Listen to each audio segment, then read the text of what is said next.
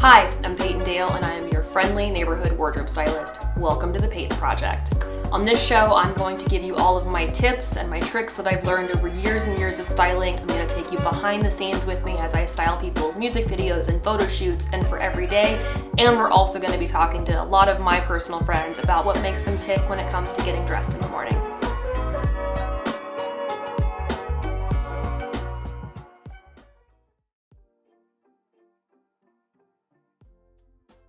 I am so excited to share this interview with you guys. I'm going to be talking to Bobby Whitlock today. Now, that name might not be something that you recognize, but Eric Clapton is, and he's played with him and a million other people. He's played with John Lennon, he's played with, honestly, all the Beatles, and he was a style icon back in the day. So we're going to catch up with Bobby. We're going to talk about all of his favorite stage clothes. We're going to talk about a very famous shirt given to Duane Allman, and we're going to talk about what he's doing now with his wife, Coco. And he's also painting. So we're gonna see all about that. Let's go talk to Bobby. Bobby, thank you so much for coming on the show today. I'm so excited to talk to you. Yeah, thank you for asking me. So a lot of fun. I'm a fan of yours, but I'm gonna try to not fan out too much because I'm really geeked out about this. But every musician or artist or someone who loves music has that moment that kind of sticks out to them as the first memory they have with music. What was your first musical memory that really got you excited and made you think, I want to do this? My first musical memory was when I was a boy. I believe I was 12 years old. And I was out back and I was chipping some bricks and taking the mortar off some bricks, and my dad, and I was singing Swing Low Sweet Chariot, just to myself, out, and we lived up in Kansas someplace, in Spring Hill, Kansas. And he came out, and my father was a Southern Baptist minister. So he came out to me, and he didn't know I sang, even though I've sung all my life, when I was real little. But he said, "You're gonna be singing tomorrow in church." And I went, "Oh no, I'm not." He wore my butt out, man. I was in church the next day, swinging on sweet chairs, stopping and letting me ride. I mean, yeah, and so I've been singing ever since, So fashion and rock and roll in general go hand in hand. So what was your first fashion-related memory in regards to music? Well, I went straight to Lansky Brothers down on Beale. As you do. And bought my first Nehru suit with a with a collar like this and a little zip tie. I've always, with Elvis and me, I'm probably the only white guys that ever really shopped at Lansky's. Probably. And I've got a closet full of Lansky shirts, so I still do that. I am obsessed with wardrobe malfunctions on stage because for me, it's my job to make sure those don't happen. So I always laugh a little bit when someone has a moment on stage or in a photo shoot. What is the worst style moment that you've had in your career? Are there any outfits you wished you could take back, or are there any wardrobe malfunctions that you've had while playing?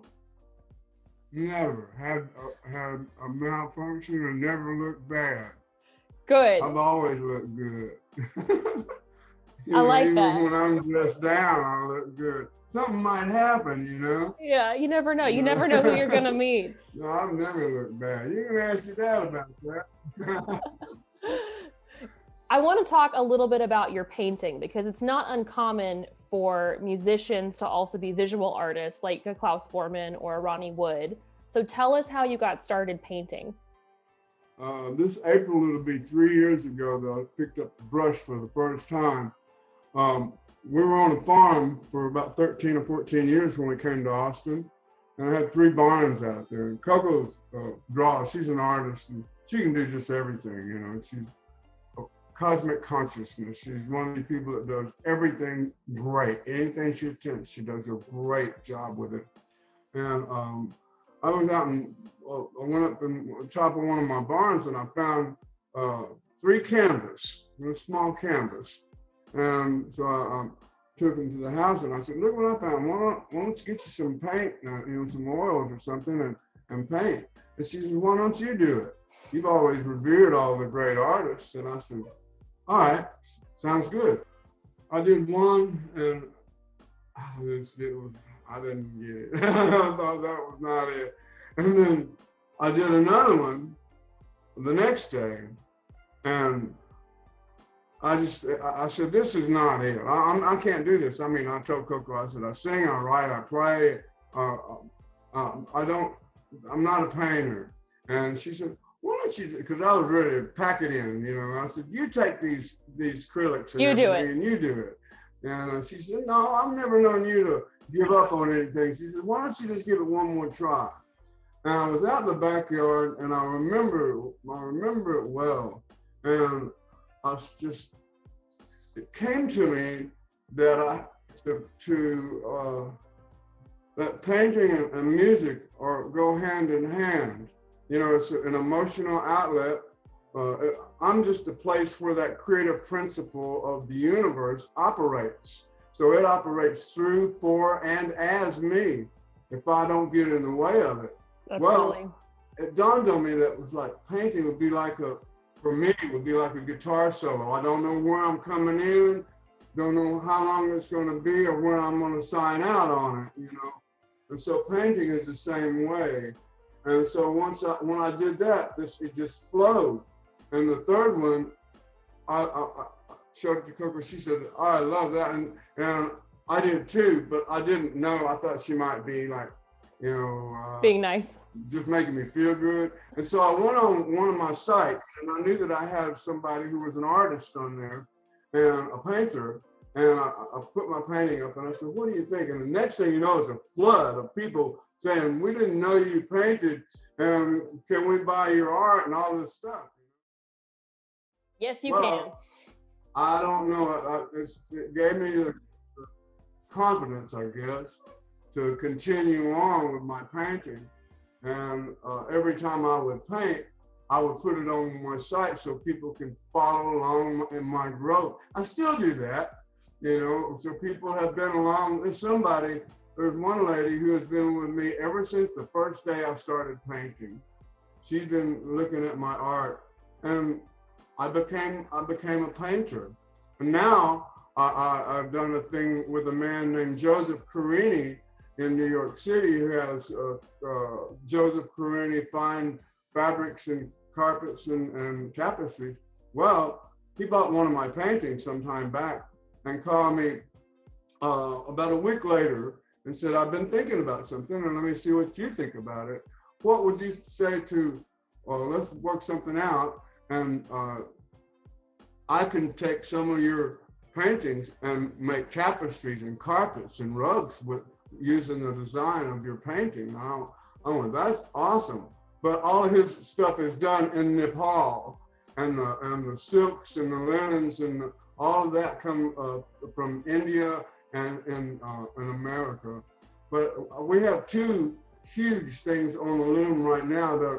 One is 12 feet by 12 feet, and the other is 10 feet by 14 feet. Wow. That are on the loom right now, and they'll be finished early March.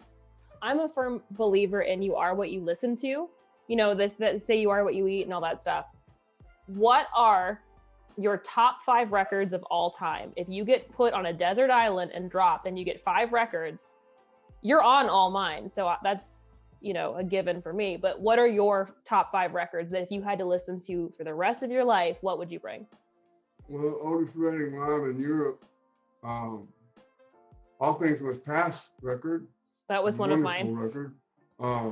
The Layla album is a great album. I don't listen to anything. You know, we just got a record player about 2 weeks ago. So I don't listen to anything or watch TV. We haven't had a television since they went digital, and I haven't watched the news since the Gulf War. So You're not missing much. I'm not in touch with everything, because you get enough of that anyway. Yeah. Without putting yourself in front of a television, you know, you get plenty of that. So we don't have a TV and didn't have a record player until about 2 weeks ago. And Coco's dad sent us her old one. Yeah. And so we put on part of the Layla thing, and just not, you know, I have a difficult time going back in time. Well, actually, I listened to part of the 50th anniversary thing, and was kind of disappointed at what they had done to it, and so I didn't even listen to the whole thing. But this would be Layla, Otis Loud in Europe,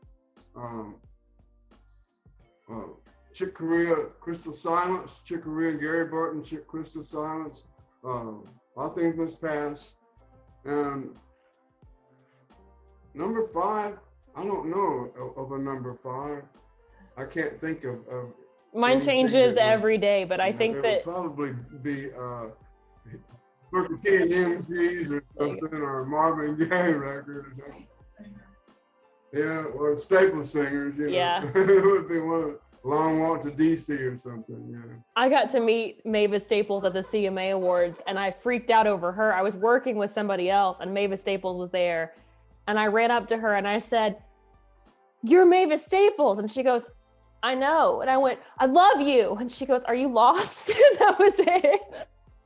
But I love her so much. I think she's great. If you could trade closets with anybody in the world, who would it be? Eric Clapton. Yep. Eric Clapton, hands down. He's a great dresser. He's the epitome of style and class as far as I'm concerned. And I mean, any bit of style and class I've got is I attribute to Eric, you know, and Mr. Lansky. I don't actually, maybe. But yeah, Eric's a great dresser. I keep Eric up here at all times, Cream era, but I went to this estate sale and got all these really cool old rock posters, and that was definitely one that I dropped some cash on, but it was worth it. But I agree completely, because he has the psychedelic era with Cream and what he did with you guys. I mean, it was perfect. Where can people find you on social media? Where can people find you online? Where can we follow you and Coco? Tell us everything about where we can find you. Oh, okay.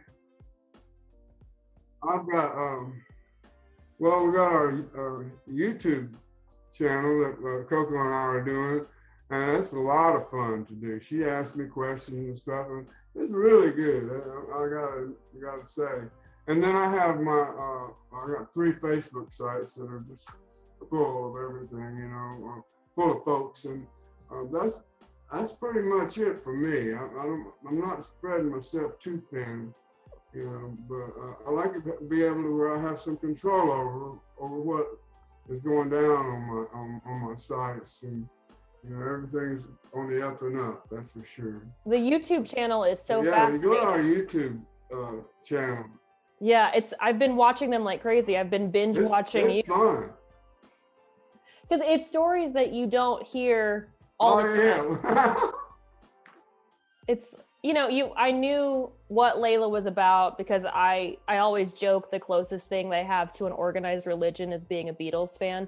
But so I know about Layla and I know about that stuff, but I had no idea about all the other, like the All Things Must Pass stories and the stories that you have about Stax. They're just so wonderful. And I'm so grateful that you guys have done that, because it's been something really fun to watch during having to stay inside the whole time.